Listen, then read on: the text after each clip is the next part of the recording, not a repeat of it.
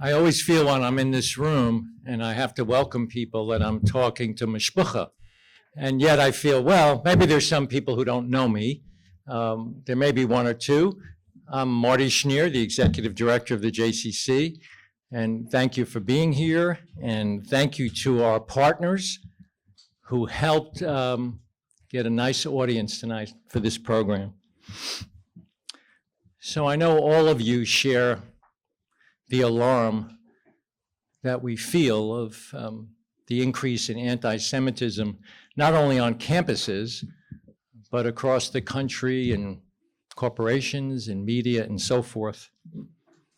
This is not new, right? We all seem to have been woken up a little bit by what happened at Harvard and MIT and Penn. But this isn't new. It's been percolating for a long time. And frankly, it's fueled by an ideology I won't mention, but I have a feeling our speakers today will, of hatred for quite a while.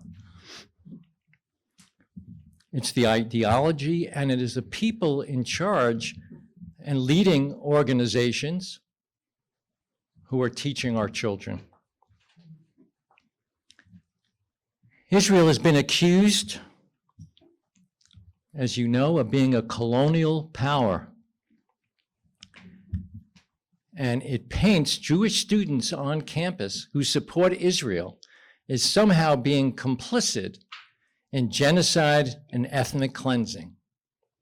And tonight we're going to give an opportunity for these students who are on the front lines, these brave students who are fighting it every day and have to walk past the kind of craziness and the kind of hatred on campuses. I can't thank them enough for being tough and for being Jewishly proud. So first we're going to hear, I know you came to hear the students, we're going to hear from Jillian Lederman. And I'm going to tell you a little bit about Gillian. It's hard to believe that she's still in college when I speak her resume. She is the executive chair of Hillel's International's Israel Leadership Network and a senior at Brown University, where she studies political science and economics. On campus, she is the president of Brown Students for Israel, the co-president of Free Inquiry at Brown, and a former writer and editor for the Brown Political Review. She also works as a research assistant for Heterodox Academy and served as a campus free expression intern at the Bipartisan Policy Center this past summer. If that isn't enough, most recently, in the wake of Hamas's October 7th attack on Israel, she was published, not in that Friend of Israel, in the New York Times and the Hill, as well as interviewed on, listen to this diversity, Fox, CNN, MSNBC, Sirius XM, and News Nation.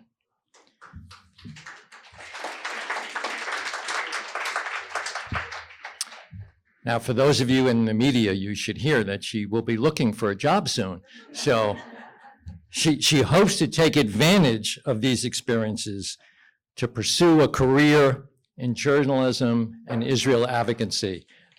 My great pleasure to welcome Gillian Anderson. Excuse me, Lederman.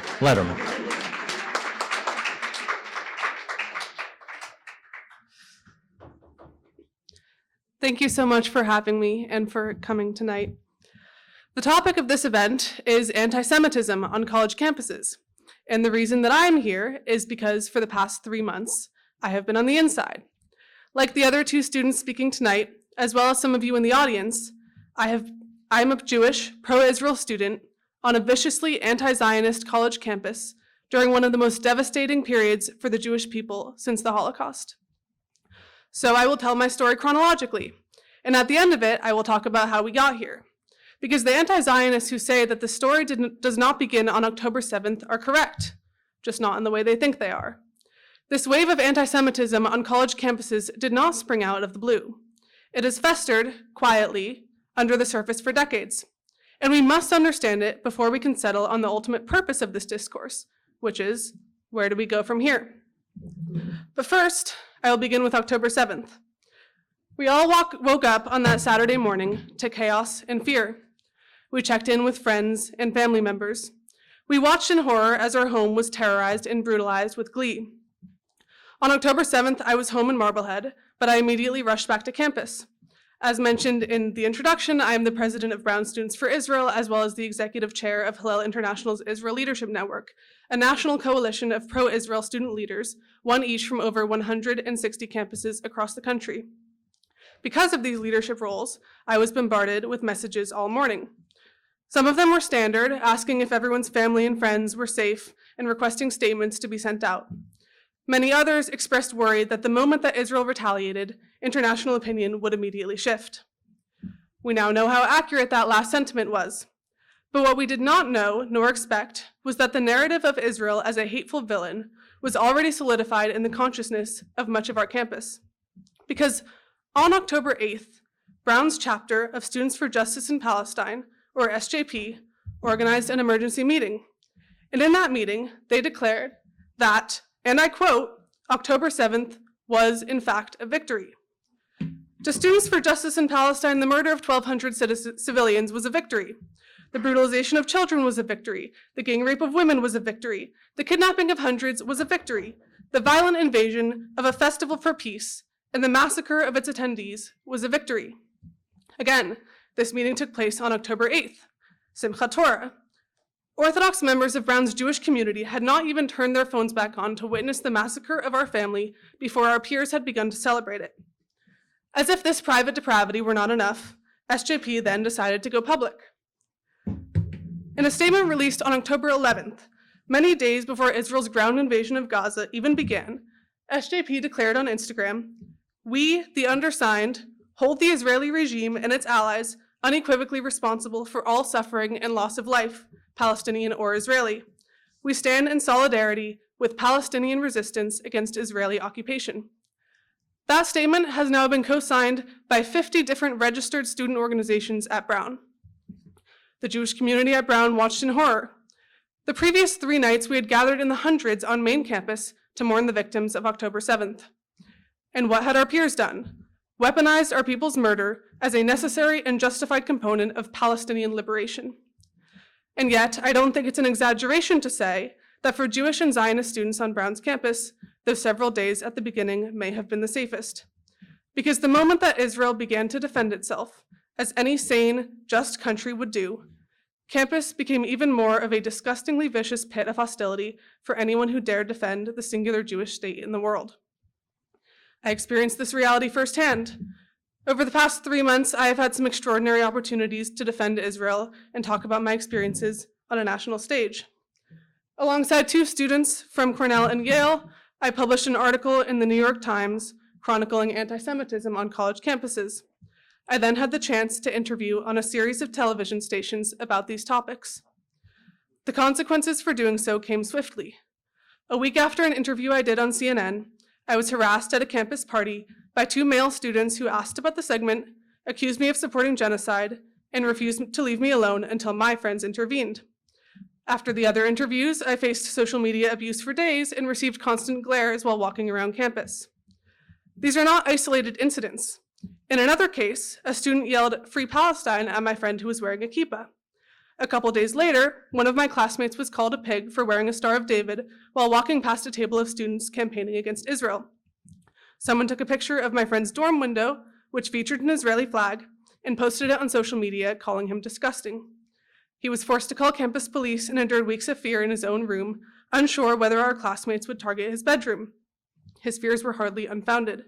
Just before winter break, 2 of my friends who also flew an Israeli flag outside of their apartment received a death threat from someone who broke into their house and left a note on their kitchen counter. One need only look at social media to find the beliefs driving these actions. Here are just a few messages that have been posted by Brown students. Quote, "There is no such thing as an innocent Israeli. Aren't we supposed to cheer when Gaza is free? Glory to every martyr who dies fighting. Brown needs to have a Hamas solidarity club. Support the freedom fighters against apartheid Israel. Pro-Israeli dumbasses are probably Jewish. Can't wait for you to be denied in the gates of heaven. And finally, genuinely believe that Zionists at Brown do not see non-Jews as human beings. They are literally an ethnic cult who will kill children and then claim they are the victim. Hate, of course, is not just isolated to the Jews during this time. In November, in a horrific attack, a Brown University student was among 3 Palestinian students shot in Vermont. The campus community mobilized in condemnation and devastation. That morning, Brown Students for Israel released a statement expressing horror at the shooting, as well as any manifestation of anti-Palestinian prejudice. And then, within seconds, the tone shifted. Social media posts read, "Zionists are responsible for the shooting," and "You people are worse than Nazis." In another thread, students claimed that, quote, "Our Zionist classmates have these boys' blood on our hands." This post received hundreds of likes from other students. Dozens of students responded to Brown Students for Israel's statement of support with the message, quote, "Keep his name out of your filthy genocidal mouths." One student privately messaged our Instagram account writing, "Your supremacist cause is the reason he got shot. You all are beyond delusional, you effing pigs." The current situation is very clear. To a vast segment of my campus, to be a Zionist is to be an inherently evil, racist, genocidal monster to whom all violence against Palestinians is attributable. So, when someone flies an Israeli flag in their window, or speaks about anti-Semitism on campus, or even wears a kippah or a Star of David, many of our peers feel that exposing and bullying those people constitutes the pursuit of justice. As I'm sure you will hear during the panel, this phenomenon pervades campuses across our nation. So now we reach part number 2. How did we get here? Why is it that while pro-Hamas and anti-Israel sentiments rage across the world, college campuses are unique hotbeds for this hate? The answer is not a mystery. Students do not develop these sentiments on their own. Rather, they are taught these beliefs. They are taught, by their admired teachers and professors, a system of viewing the world through the dichotomous lens of winners and losers. The winners are the powerful, the rich, and the educated. They are those whom the system advantages. Almost always they are white, almost always they are born into some degree of wealth. They have, as it is frequently called today, systemic privilege. Conversely, the losers are the poor, uneducated, and powerless. They are usually members of disadvantaged minority groups that have faced discrimination for years. The idea is that this discrimination remains ingrained into the modern system, such that disadvantage is a self-perpetuating process. Members of marginalized groups are supposedly destined to become part of the loser category, because the system, one created and perpetuated by the winners, is engineered against them. Thus, the dichotomy is less winners and losers and more oppressed and oppressors. If someone is successful, it is because they oppress the unsuccessful. If someone is unsuccessful, it is because they were oppressed by the successful. The process of changing the system, of righting its wrongs, and of advancing the plight of disadvantaged minority groups is often called social justice. This is a seemingly admirable goal, and there is a lot of truth to its construction. In fact, it is the reason why diversity, equity, and inclusion programs pervade colleges across the nation, staffed with hundreds of administrators. And yet, here's the crux of the issue. If the world is divided into the oppressed and the oppressors, where do the Jews fit in? Certainly, we are a minority group, comprising just 0.2% of the world's population. Certainly, we have been marginalized, expelled, and murdered throughout our history. The discrimination against Jews has existed as long as the Jews themselves have. And yet, are we poor, uneducated, or powerless? We are the most educated religious group in the world. As 0.2% of the world's population, we comprise 22% of Nobel Prize recipients. Over 14% of physicians in the United States are Jewish.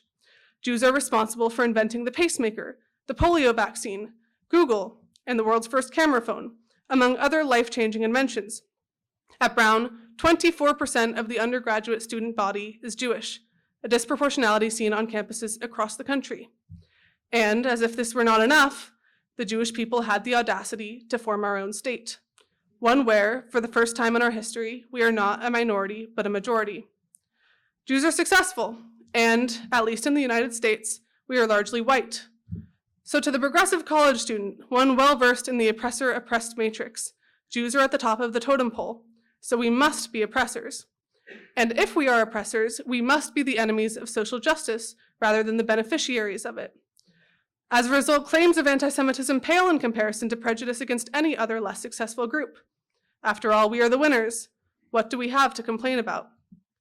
But the problem is even more directed than this, because in high schools and colleges across the United States, teachers are specifically using the oppressor-oppressed dichotomy to talk about Israel.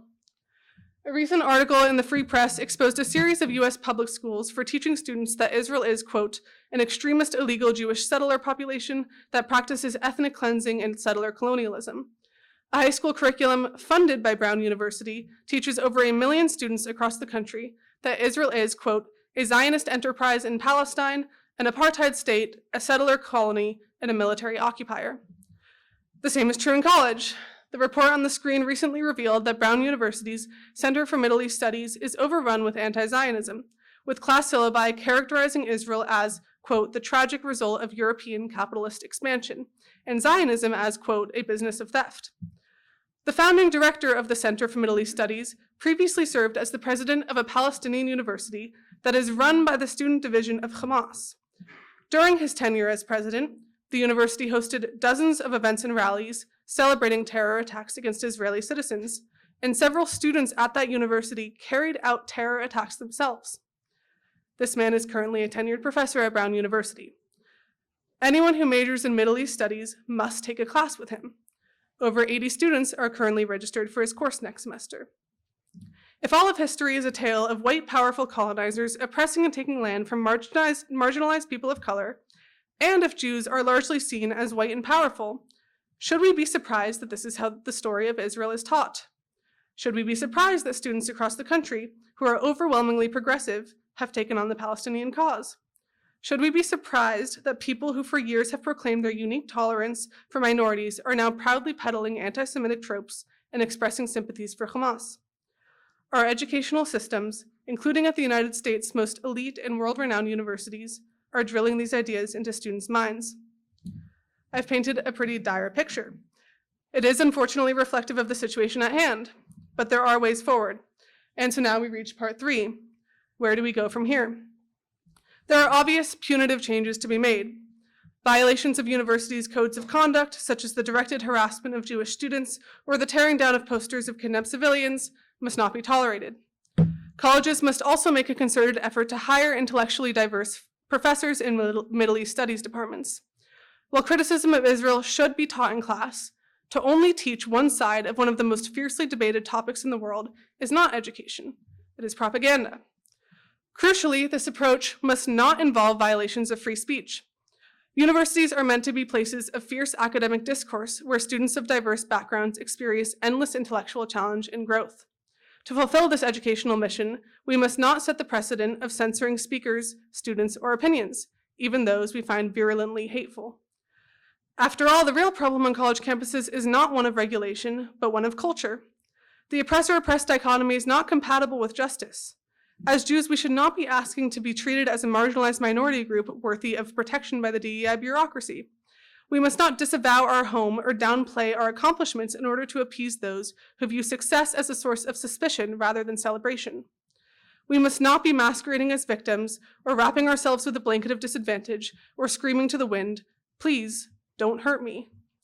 We are individuals, and it is our individual identities, not our group identity, that should merit us equal and fair treatment by our peers and under the law. And so, as we have done throughout our history, the Jewish people must respond to this catastrophe we are facing not with weakness, but with strength. What does this mean?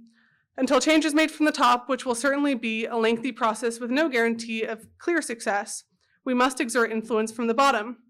Until colleges and K-12 schools start changing the way they educate their students, parents must initiate this process themselves. Urge your children to cast off the oppressor-oppressed matrix. Urge them to question their own assumptions, probe disagreements, and learn new concepts. The philosopher John Stuart Mill once wrote, "He who knows only his own side of the case knows little of that."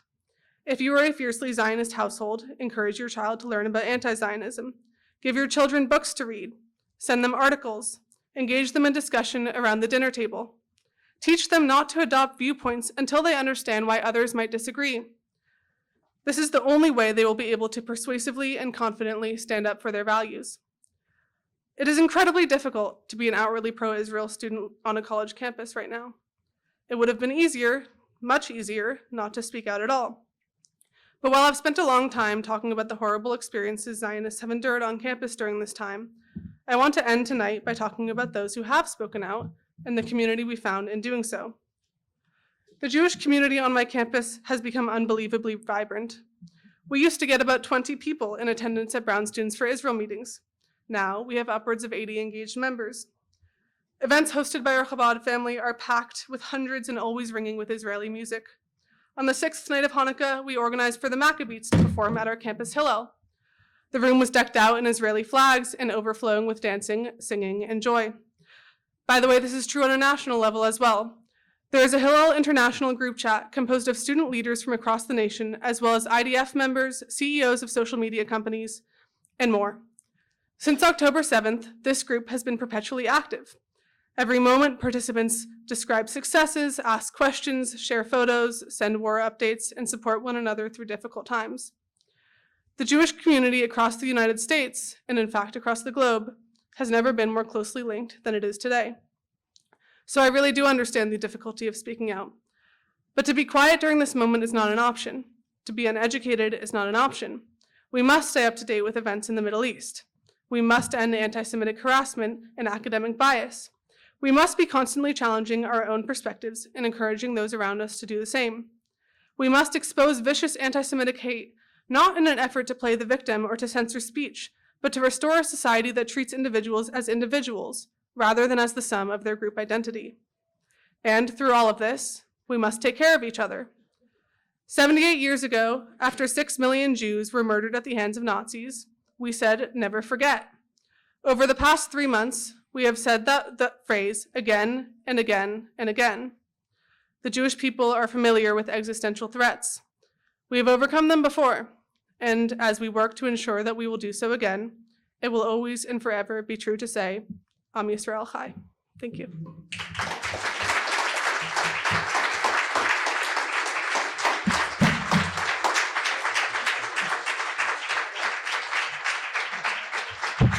Wow, wow.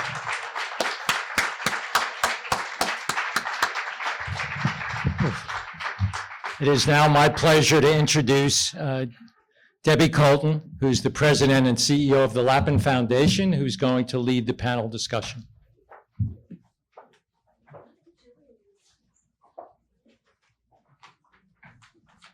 Thank you, Marty, and thank you for organizing this program this evening, and thank you, everyone, for coming out and supporting these wonderful, young, Jewishly proud, active college students.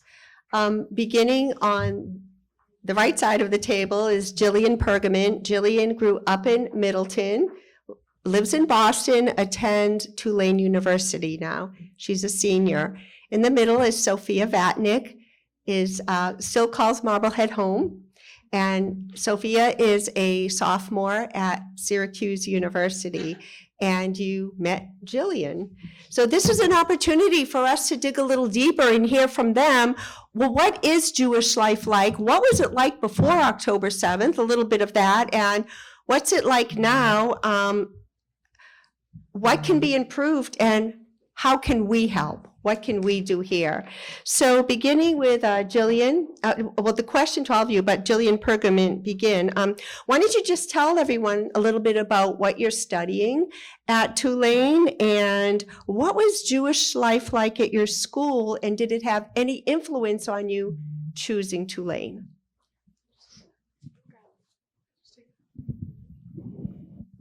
Hi everyone, I'm Gillian. So I'm studying management, marketing, and psychology at Tulane, and Jewish life definitely played a significant role in my decision to attend. I attended Gann Academy in high school and was looking for a university that also had a vibrant Jewish community. The student body at Tulane is 43% Jewish. As a university, Tulane's values parallel those of Jewish values. For example, Tikkun Olam. It resonates deeply with Tulane's commitment for fostering community service and actively contributing to repairing the world. The Jewish communities I have been a part of throughout my life have always embodied a culture of kindness, inclusivity, and genuine friendship. I have found those values reflected in Tulane's community, and I'm so grateful for the warm environment that the Jewish community at Tulane has. I'm Sofia, and I'm studying nutrition at Syracuse University. And Judaism has always centered my life, so coming to college, I knew I wanted that same aspect to make college feel like home, and it really has. Hillel has made a huge has played a huge role in my life. I did Fresh Fest, which really incorporated me into the Jewish life. And when I was on my final tour of Syracuse University, it happened to be Passover. And I thought I'd just be eating fruit, like there would be nothing I could eat. But there was a lot of kosher for Passover options. And even though this was such a small thing, this made me really feel included. And I saw all the other Jews there, and I knew that this was the school for me. And I have loved being part of the Jewish community at Syracuse. So I spoke a little bit about the Jewish community at Brown during this time. That strength and that unity was absolutely true before October 7th when I joined college. It was during COVID, and the Jewish community, particularly through Hillel, was one of the only places on campus that was organizing in-person events. It was how I found some of my first friends. It was absolutely what drew me to attend Brown. I spoke a little bit about the opportunities and the experiences that I've had with that community. And it's something that I've been endlessly grateful for and has made my experience at school all the better. It was so interesting, Gillian, you just mentioned COVID, right? These young adults, it was challenging enough with rising anti-Semitism before October 7th and going onto college campus. But Gillian and Sofia in particular, right? Gillian also was learning during COVID in high school or in college, high school for Sofia, college for both Gillians. So you've been dealing with a lot. You really have, yeah. Did you want to add something, Jill? You look like you want to say something. Sofia, why don't you talk to us? Explain what was Jewish life like before October 7th and since October 7th? Paint that picture for us. After October 7th, I felt that the Jewish community got stronger and more students wanted to become part of Hillel, part of Chabad. But before October 7th, I felt like it was easier for me to be a Jew on campus. I felt like it was easier for me to talk with my Jewish friends about my plans to study abroad in Israel, about my Jewish involvement. But since then, that has become a tougher topic. And I recently helped the rabbi at our Hillel lead a JLF class, which was a semester-long class learning about Judaism, and I found that after October 7th, more students wanted to learn about Israel, wanted to come to different Hillel events, which to me was inspiring, but it was very sad that we were coming together on such hard terms. Yeah, before October 7th, I always felt safe being a Jewish student at Tulane. It allowed me to openly explore and express my Jewish identity. In my experience, being Jewish is part of the culture at Tulane. Like Gillian said, it's how I made some of my first friends. And now, I'm so happy to be a member of Tulane Jewish Leaders and Chabad Board and, spend time just studying or getting lunch at Hillel.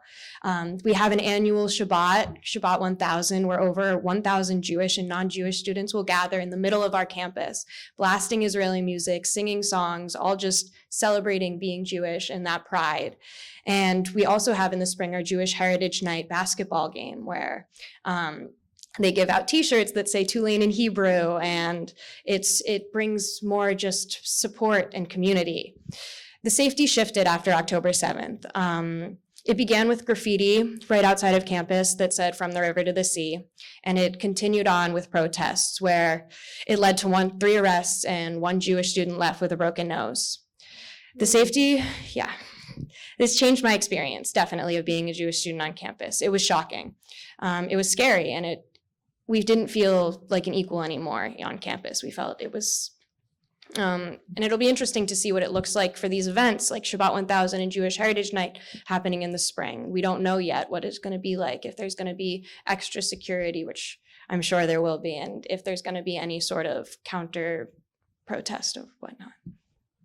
Gillian, yeah. I think my experience has been similar to a lot of what has been said.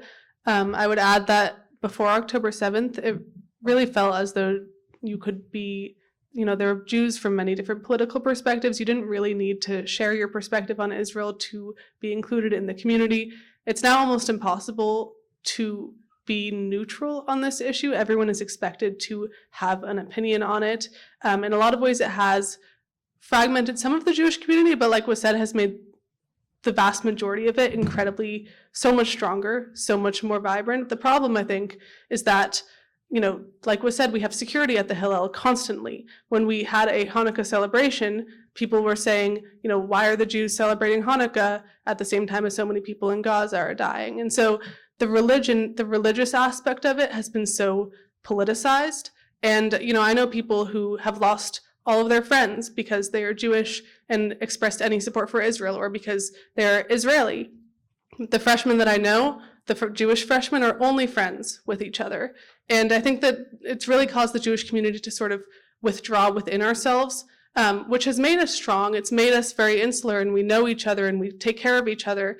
But that's not the purpose of college. It's not the purpose of college for Jews to come and really only know each other. And I think that that's something that's been a massive shift since October 7th. Thank you. Sofia, could you talk about the administration, and do you feel supported by the administration, and where could they do better? So I will start off with, we had a pro-Palestine rally that we're not sure who was hosted by, and our chancellor sent out a follow-up email after that saying that free speech is allowed. But this this protest called out the many different Jewish organizations like Chabad and Hillel on campus, and many Jewish students felt threatened. So a lot of Jewish students felt like it wasn't enough for the chancellor to just say that free speech was allowed. But I will say that the Hillel administration has done a fantastic job of supporting us. They've given us great resources. We were able to hear from a Nova Music Festival survivor who came to our Hillel from Israel, and that was really impactful. And it was really special to me to sit next to one of my non-Jewish friends and Jewish friends during this, because I felt like recently it's just my Jewish friends who care and who want to get involved, so it was nice to see other people. And then we also heard from an Israeli journalist, which was very informative for me. But I would like for the faculty to get educated about Israel and how to talk about it, and how to have open conversations in class, because I've heard from students that they haven't been able to have those conversations in class, and professors have shut that down. I've never experienced that in my classes, but many students have talked about this. Thank you.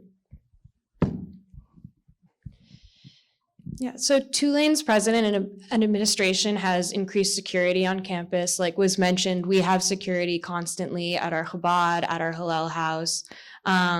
He has condemned Hamas, he has condemned the violence, and mourns for the loss of innocent lives, which has been more to say than some of the universities locally. On October 11th, with the support of the administration, Jewish students were able to organize 2 separate events. One was a vigil to mourn the lives, and one was an Israel Unity event where a crowd of over 1,000 marched through campus. We sang songs of praise and came together as a community. And it's all been through regulation, through the administration, continued support, and as well as like the Chabad and the Hillel, they have had unwavering support and has offered safe spaces and places for us to just come and be together as a community, share stories, talk to friends just about everything going on.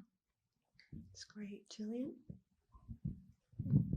Our administration luckily has been supportive, more supportive than some schools that have been in the news. Our college president spoke, like was said, at a vigil that we organized on October 11th, and she has also condemned Hamas. We also recently had a pretty big controversy where a lot of students sat in around the president's office, and once the building's hours concluded, they then had police come in and arrest those students. The students were there protesting for a ceasefire, for the university to divest from Israeli companies.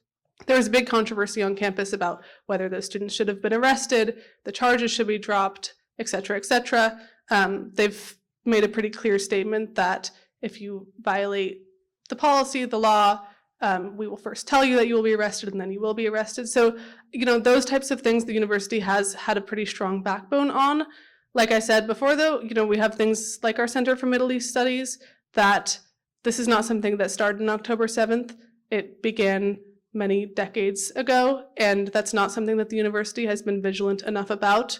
I hope that they will do something in the coming days, in the coming weeks, but none of this began on October 7th. Our universities have essentially been either complicit or too lazy to do something about the culture that emerged when this happened, and I hope that the only silver lining from all of this is that they'll decide to do something now. Great.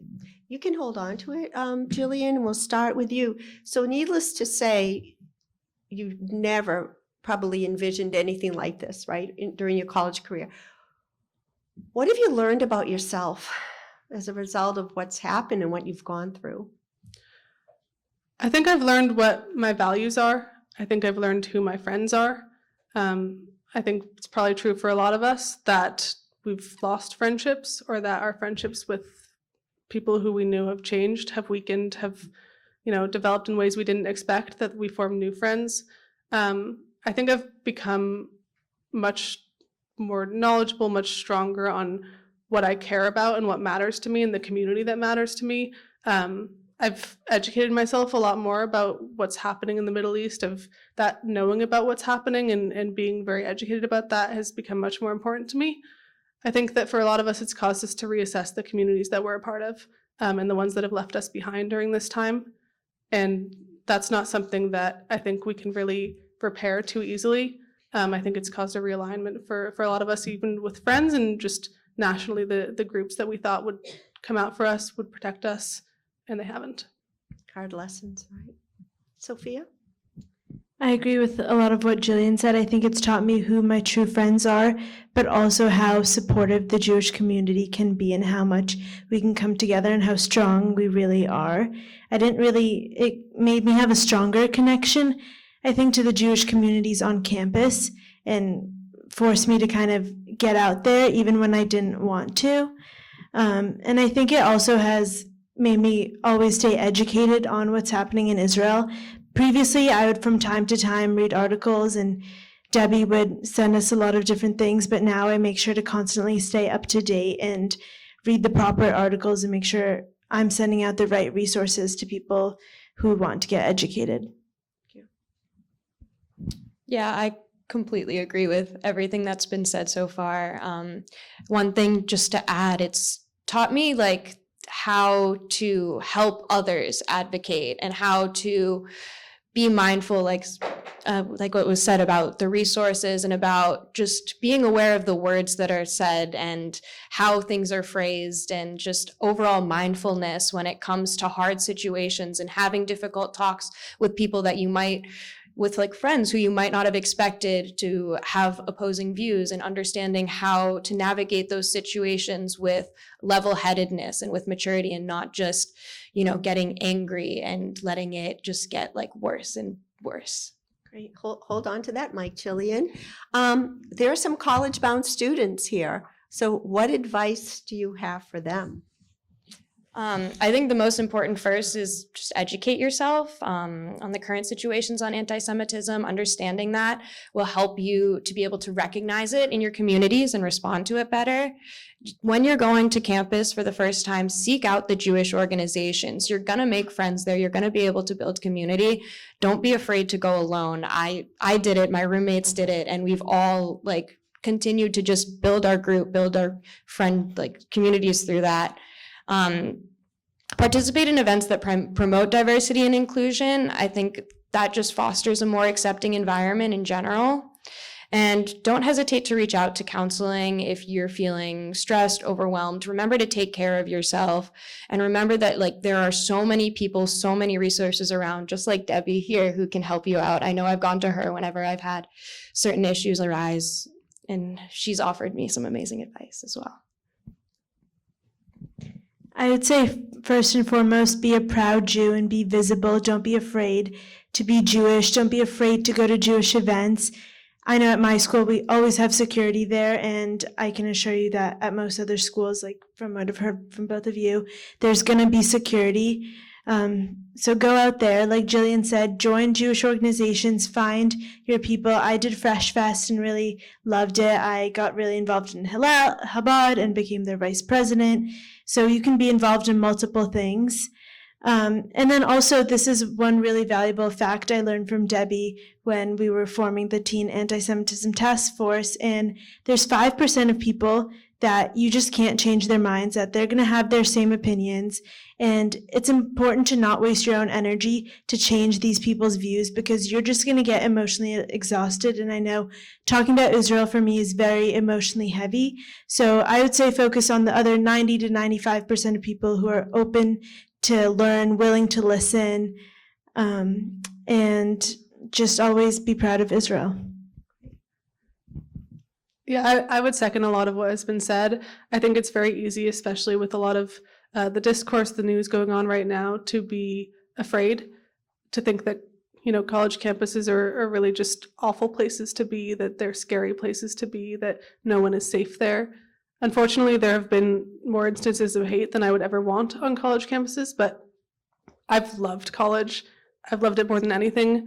And like I said, I chose Brown because of the vibrant Jewish community that it had there, as well as so many other features.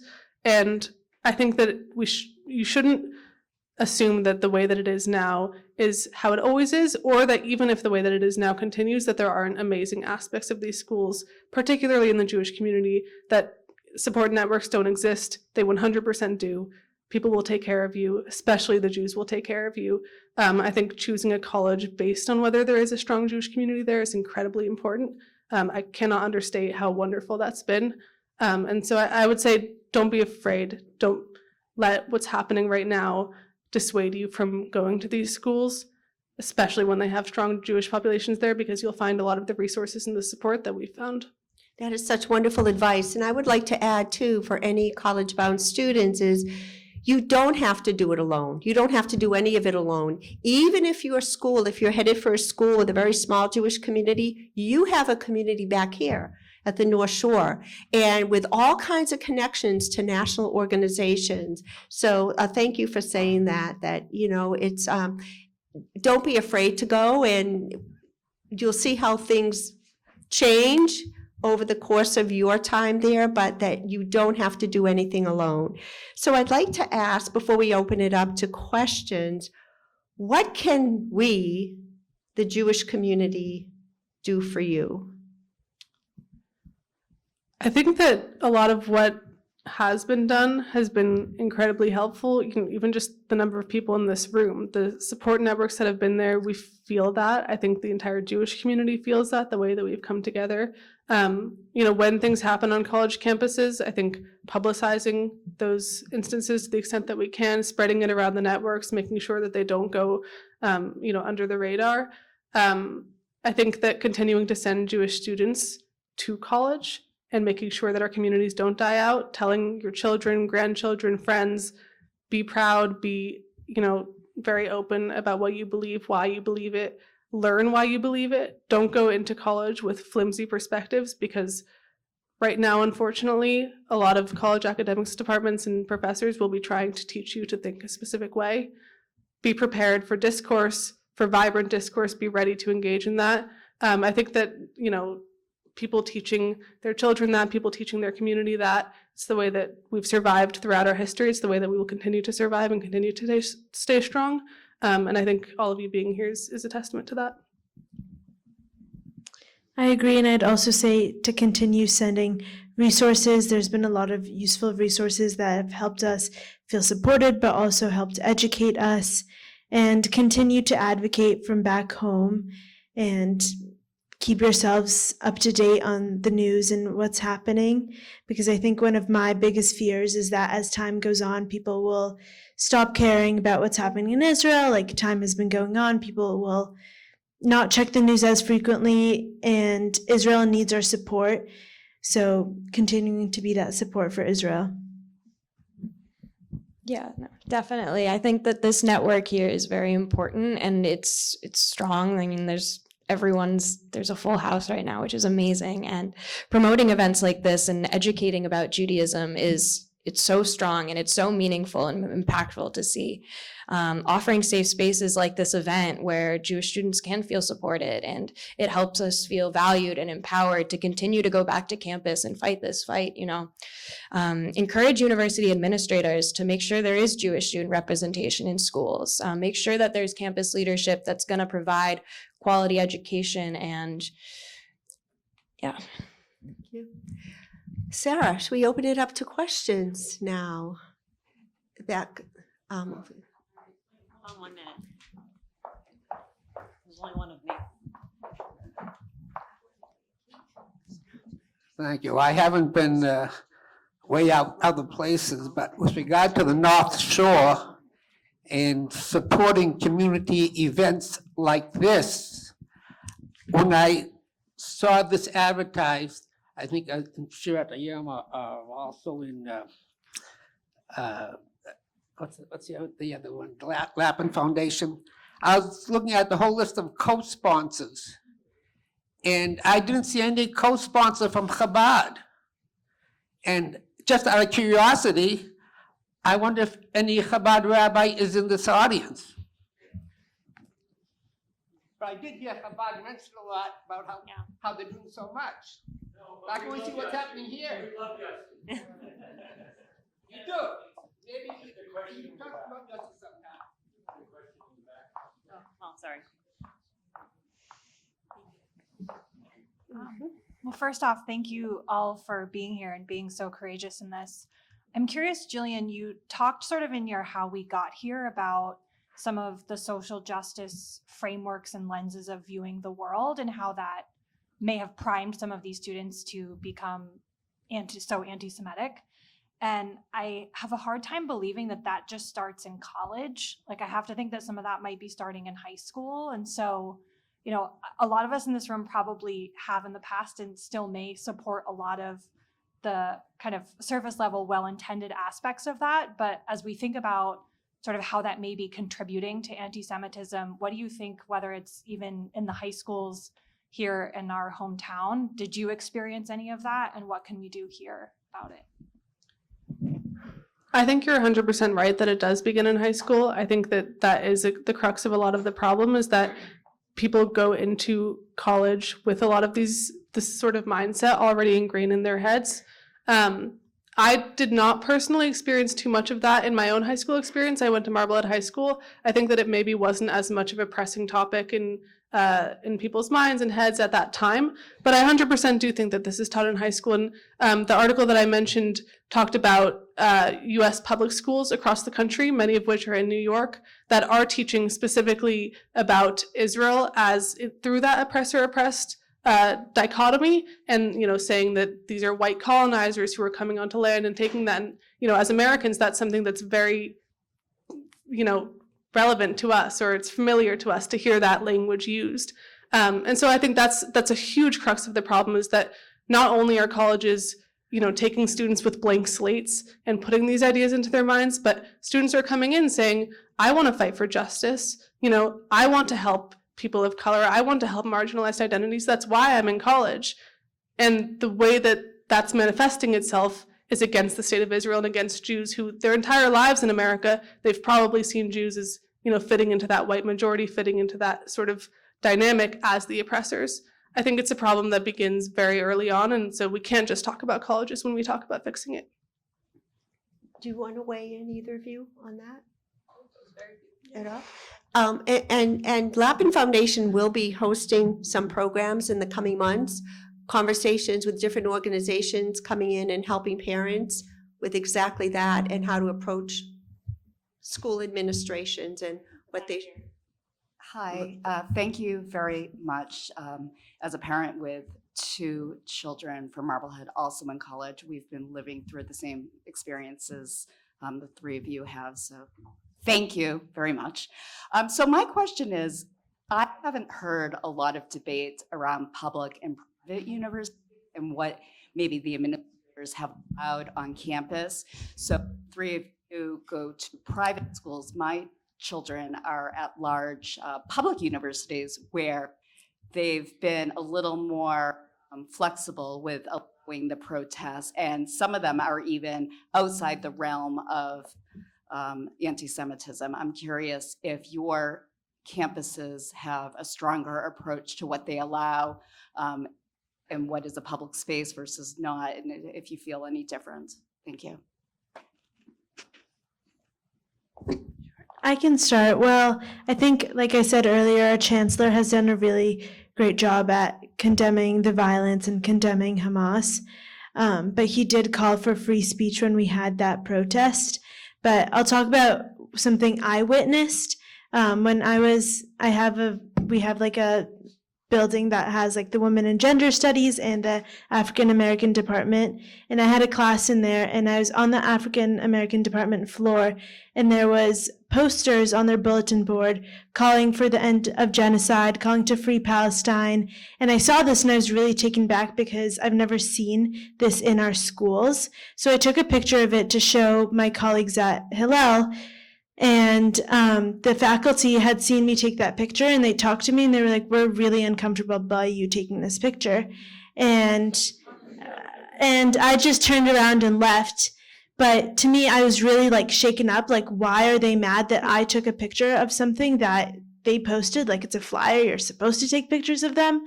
But to me, that was really like my first, I guess, encounter of anti-Semitism.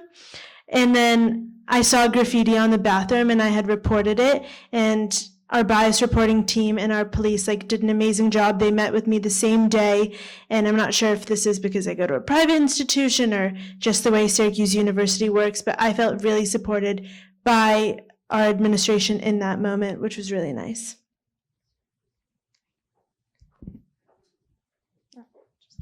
Did you want to add something, Jillian? No? Okay. Is there someone else? Okay. Yeah, thank you for coming, all of you. I have a question. Have there been any efforts by administrators to bring both groups together? My daughter goes to college at UMass Amherst. There's been a lot of protests between the Palestinian students group, Jewish students. Have there been any efforts to bring those groups or representatives to talk rather than just curious? Thank you. So at Tulane, I would say no, simply because most of the people who are protesting aren't even Tulane students. They are middle-aged men coming onto our campus, next to our campus, to incite violence. They aren't looking to have discussions. They aren't looking to find a middle ground. They're just looking for to create noise and to create media attention. And they've been succeeding somewhat, which is unfortunate. I know that next semester, a rabbi and someone from the Muslim group will be leading a class about learning about the intersection of our religion and all that. And it's a 4-week class, and you get paid for doing it, similar to the class that I helped the rabbi lead. But that's all what I know is happening on our campus to bring people together. So our Office of Diversity, Equity, and Inclusion, they didn't exactly create an event to bring us together, but they had one event for Jewish students to come and talk about our experiences and one event for Palestinian or Arab students to talk about their experiences. The Palestinian and Arab students did not show up to the event. They told the Office of DEI that they were going to and then just didn't come. In my opinion, I think that the crux of their argument and their movement and their protests are being angry at the administration, being upset with the leadership. And so if they start to work with the leadership, then their entire movement sort of goes downhill and collapses. I wish that there was more opportunities for dialogue. I've had dialogue with some of the more anti-Zionist Jewish students on campus, but there's not a lot of opportunity. And I think a lot of that has to do with the way that they approach the movement.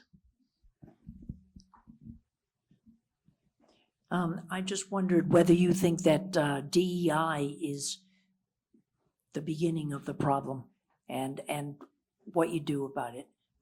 Diversity, equity, and inclusion certainly was never intended to include Jews. And look at the statistics from the ADL. Who are the oppressed? In my opinion, yes.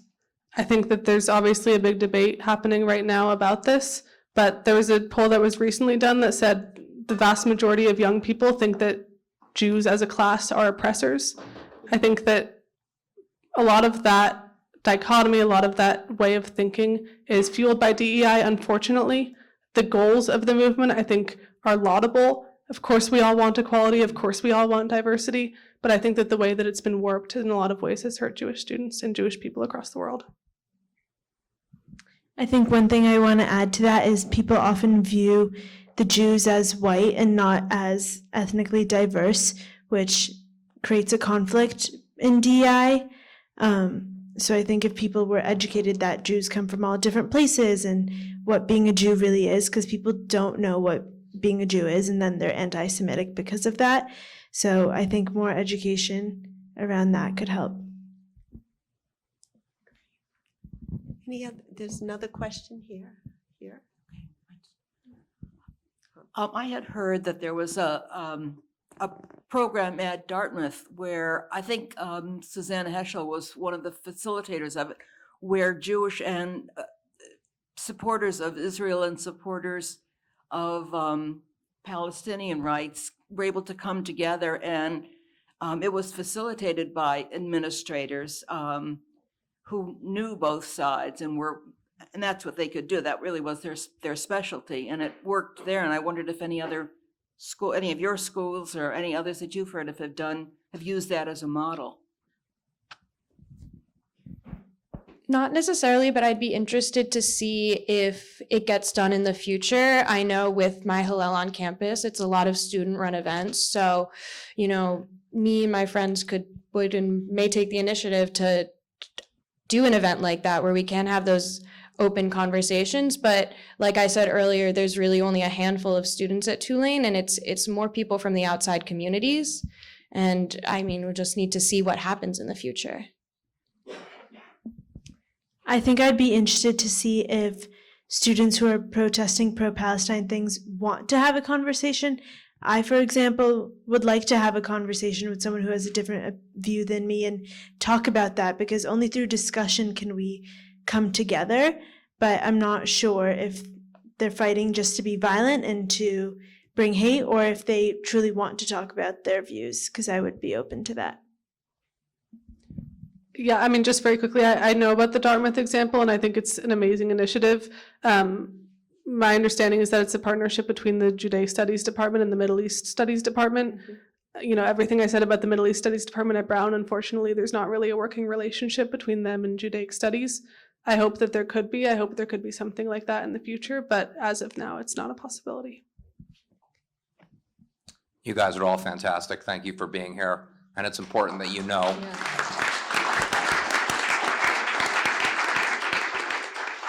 It's important that you guys know that we all have your back, like unequivocally.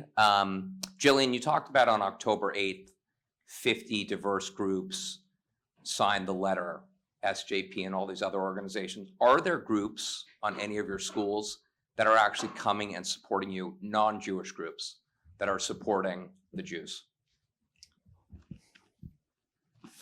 In terms of groups, no. Individuals, yes. But it's sort of indicative of the culture that there is no registered student organization on campus who is willing to come out outwardly in support of Israel or of Jewish students. I will say, except for the college Republicans. That, I think, is a problem for us. Of course we want support, but it's indicative of the culture. It shouldn't be a partisan issue. And the fact that that is true on our campus, and I think true on a lot of campuses, it's sort of indicative of everything happening in the world right now.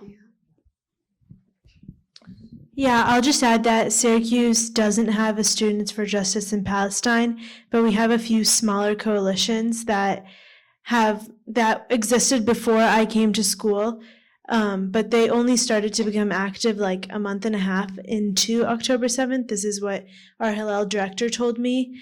So, yeah. Yeah, Tulane does not have any pro-Palestinian campus clubs that are actually acknowledged as clubs by the university, which I think is something that we're fortunate and very, very different than many other college campuses. And I'm sorry, I forgot. Any support Any from support. those groups for the Jewish Oh, students? yes. And so on our day when we had our Israel Unity event, there was a lot of staff members from different parts of the school, like the Office of Fraternity and Sorority Programming. I know the head of the Jewish Education Department was there, but there's been just small, like individuals, like Gillian said, just coming and making sure we're all okay and making sure the people, the Jewish people within their communities are okay as well. Yep. Someone- Thank you very much for sharing your experience with us. I have a question. Most of us, I suspect, get our information from the media, various forms of the media. And I just wonder, in your experience, what your opinion of the various media and which ones seem to be more neutral, more supportive, more anti-Israel, anti-Jews, and I just wonder what your experience with the media seems to be. I mean, it's been social media warfare on college campuses. It's where most of the arguments, where most of the fights, where most of the attacks happen. It's all just infographics people are posting. They're not looking at the news sources. They're not looking at the resources of which ones are going to be more supportive or which ones are more biased. They're just seeing the numbers and seeing the headlines and just going off of that. I agree. I think it's very easy to read a headline and, tell people about it or believe it and not even read the whole article. And the thing that strikes me is that people read that propaganda and then they believe it and then they tell everyone else without checking their facts, without really reading it through, without thinking twice, like, is this really happening? Like, I know some of the images that they show, like, oh, Israel's attacked Gaza, but like these are images from like years ago, like in Syria. So it's not really like accurate information, and that's what really bothers me. Definitely, I think social media is a problem. In terms of other media, something that struck me is that there's no non-political source anymore. Zionists are upset with the New York Times, anti-Zionists are upset with the New York Times. Everyone's upset all the time unless it's a publication that pretty much always aligns with your perspective. And in that case, that's not a non-biased news source. So unfortunately, I think the media landscape has become entirely polarized, and there's not really a publication left that is non-biased. That's probably part of a long trend that's been happening for a long time and has been exacerbated nowadays. Hi, thanks again for educating us. And I was wondering if there's been any discussion of measures of self-defense, like Gillian, when you were harassed in the party or anything. Has there been any discussion? We actually have a Krav Maga program beginning next semester. Looking forward to that. I think it's incredibly important right now for people to know how to defend themselves. We don't at the moment, but I'm sure if we asked our Hillel or Chabad to sponsor something like that, they would definitely do that. Yeah, I've actually already reached out to one of my Hillel advisors about running a Krav Maga class at our Hillel, and I think it would be a really good opportunity for self-defense. All right, how are you guys feeling? Can you take one or two more questions? Does that sound about right? Okay, all right. Thank you so much for coming up. Quick question. Do you know, have you experienced or encountered any speakers that were brought to the university outside of the university who are known to be anti-Semitic?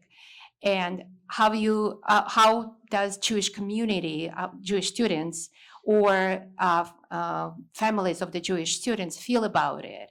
Has something been done about it, or does it feel that you have a speaker who clearly come to educate, the college students and being really anti-Semitic?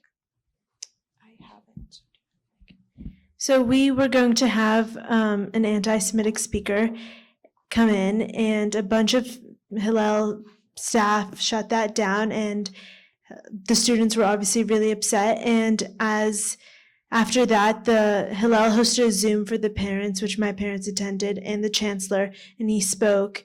And the parents, I think, felt really supported by that, and I was obviously happy to know that it was shut down, because it would have been like adding so much, it would have made our campus community a lot more difficult if this anti-Semitic speaker came in to speak.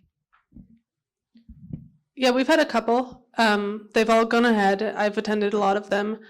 Of course, they made some people upset. Of course, they made some people uncomfortable. In my opinion, I don't know if it's productive to shut down those things. I think in some cases, especially when they happen in the Hillel building, it's a completely different situation. But when they happen on campus, I think it becomes very difficult because then you can shut down any speaker on campus. But we have a speaker series planned for next semester to bring in a lot of speakers from Zionist perspectives, from diverse perspectives within the Zionist movement. I think countering speech with more speech is often the right answer. Anything else? No? So, oh, there's one more. I take it that Hillel and Chabad have been around for a long time on the Brown campus. However, you said that there were 50 groups that were supporting the Palestinians and the Palestinian movement. That was shortly after October 7th. How long had these groups been registered with the school? It varies. Most of them have been registered for a long time. The groups include the Black Student Union, the Latino Student Union. Many Jews, many Zionists are also Black, are also Latino. They've been excluded from those groups. So, you know, these groups have existed, they range from those groups to the Beekeeping Society. So, I mean, it spans a huge diversity of groups. And they've existed on campus for a long time. It's, you know, it's also a lot of the leadership on those clubs that didn't consult the membership that decided to sign on, which was another controversy on campus. That looks like, yeah, that's it. Before Marty wraps it up, Jillian, Sofia, and Gillian, I know I speak on behalf of everybody when I say how proud we are of each of you and how grateful we are.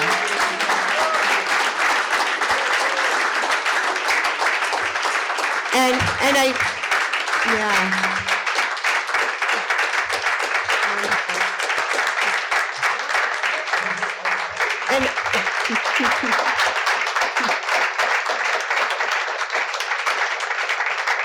So nice. And I do want to add, it is especially heartwarming. Many of us watched you grow up in this community. So here you are, grown up and giving back, and we are so grateful for that. Thank you. Thank you, Marty, for doing this. Thank you, everyone, for coming. Thank you to our partners who made this possible.